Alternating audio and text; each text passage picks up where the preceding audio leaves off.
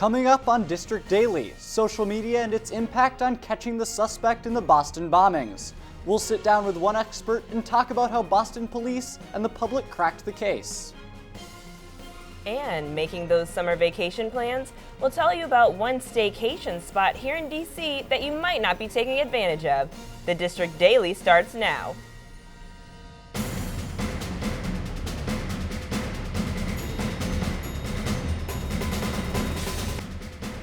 Hello everyone, I'm Bridget Gales. I'm Rachel Rood. I'm Vivian Roussel. And I'm Colin Campbell. We have a full show for you today. Thanks for joining us. We're starting with the latest from Boston. Just hours ago, the White House announced Boston bombing suspect Jahar Tsarnaev will be tried in civilian court. Over the weekend, senators said Tsarnaev should be tried as an enemy combatant. Also today, the Justice Department announced Tsarnaev is being tried with using weapons of mass destruction against persons and property. That's the latest from Boston. It's been kind of a pretty tough week there. No, it sounds crazy.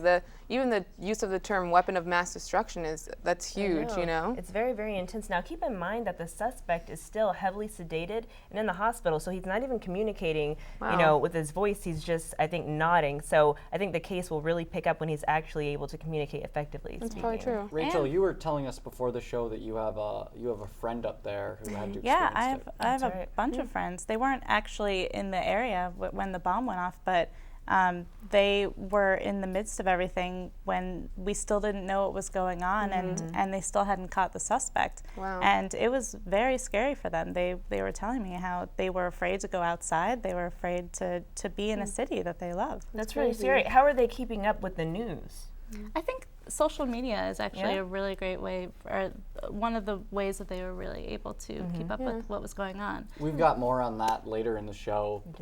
But one of the great things about it that I've seen, I don't know if you guys have seen the clips from the Red Sox game earlier this week. Right, who was the singer? It was Neil Diamond. Neil Diamond came Right. back That's singing the great. eighth inning, Yes. Sweet Caroline, the anthem of the Red Sox. It was this Right. cool imagery, and the city was like back on its feet. Yeah, it's You so know, nice to see the support. Not that no one's happy that it happened to Boston, but if it had to be a city, Boston's one with like spirit, and it's like, you know what, they're gonna come back from this, I think. So Yes. They're a very strong city. they are a strong That's city. definitely true. Yeah. A lot of support from celebrities and civilians alike. So I see a bright future ahead. I do. So Boston, definitely, our hearts are going out to them, and we've got more in the show.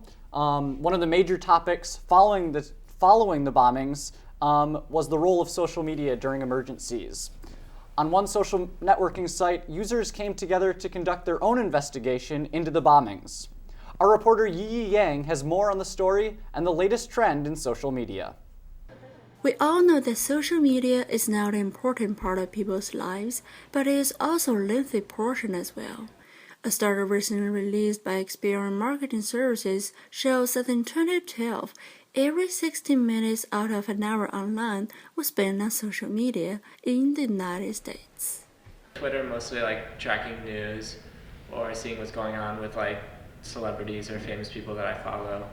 And then with Facebook, just staying connected with friends, sending messages. This number was likely to increase last week due to the active role that social media played in Boston bombing. Thousands of people have taken to the internet to play Sherlock Holmes. Social media, like Twitter and Facebook, is now undergoing evolution. It was created for sharing information and networking, but today it's also used to report news and even to solve crime. When FBI released the suspect's photos and videos, its website crashed from traffic overloaded by citizens eager to help. Reddit.com has their own forum called Find Boston Bombers, where people put up pictures and work together to identify the suspects. The crowdsourcing then turned into witch hunt. Some people call it collectivism. Social media motivates citizens to act with a simple click. But the crowdsourcing sometimes goes wrong. Two innocent students, one 17 and the other 22, were misidentified as bombers, and their lives suffered from them. It's, again, a blessing and a curse. We're more accountable, we have these other tools, but there are concerns about accuracy, privacy, and the consequences of mistakenly identifying somebody as a crime suspect. For others, social media became the easiest and fastest way to get the latest updates. And I've been getting like the CNN tweets sent to my phone so that I could keep up with it if I'm not like near TV or near a computer or anything, which has been really useful, especially because I knew someone in Boston, so like that was really important to have that. Even Boston Police Department used social media to announce the news of capture. Suspect in custody has become the second most retweeted phrase on Twitter, only after the president's 4 more years. And you can expect when the next big event happens, these online citizens will continue to play a role. Yi Yan for District Wire News, Washington, D.C. Now here to talk more about the role social media played in the Boston bombings is American University's School of Communication professor Scott Tallon. Thanks for joining us today, Professor. Glad to be here. And I want to just start with kind of broad. And we've always heard the good that social media has done in all different types of events, the Tahrir Square, all of that. I want to get your take. Was this past week a good week for social media? Yeah, and it almost doesn't matter what we think it was good or bad. Social media is a tool, just like a knife. Knife can be used to slice bread, make dinner, peel open an orange. It can be used to attack someone. Because a knife is used to attack, we don't say, let's ban knives. Let's say no more knives. Right? Or knives are bad. With social media, it's very similar. So it helped in terms of people searching and contributing, including digital images for police to look at. And then also it hurt when some people were misidentified, especially with certain sites like Reddit. But then because social media is so quick and so many people are involved, it self-corrects. And I want to talk about on Reddit. We saw a lot of people take the clues or the conversation from that, and it made its way into mainstream media outlets. Can you talk about that? Should there be a bigger vetting process in between social media and the kind of traditional media? No. Traditional media should do what they're supposed to do, is check sources. That's not social media's fault. That's big media's fault. That's John King on CNN. When I was a reporter, you check at least 2 sources, independent, and make sure something's accurate before you go with it. There's a story Dan Rather, when he was covering the John F. Kennedy assassination, had like a dozen different people at the hospital saying the president's dead. He had doctors, nurses, he had bystanders, he had a priest. But because it was a big story, he kept hesitating. He said, normally it'd be 2. I have 12, and he went with it.